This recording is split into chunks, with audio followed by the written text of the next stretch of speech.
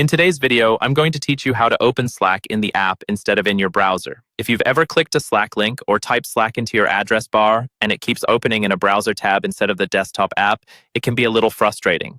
The good news is there's a simple way to nudge Slack into launching the desktop app directly, and that's exactly what we'll walk through together. To start, open your preferred web browser. This could be Chrome, Safari, Firefox, Edge, or anything similar. In the address bar at the top, type slack.com and press enter on your keyboard. Make sure you're going straight to the official Slack website, not a bookmarked Workspace URL or a search result, because we want to land on Slack's main homepage first. Once the Slack homepage loads, look for the option that says Open Slack. Depending on your browser and your previous settings, this might appear as a button right in the main area of the page, or sometimes near the top or center, prompting you to open your workspace.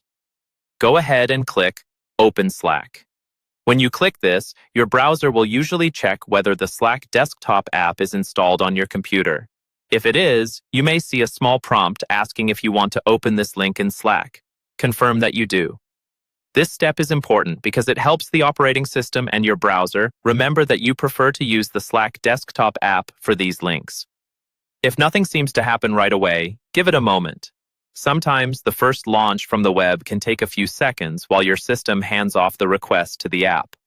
If your browser shows a small notice at the top or bottom asking for permission to open an external application, make sure you click Allow or Open.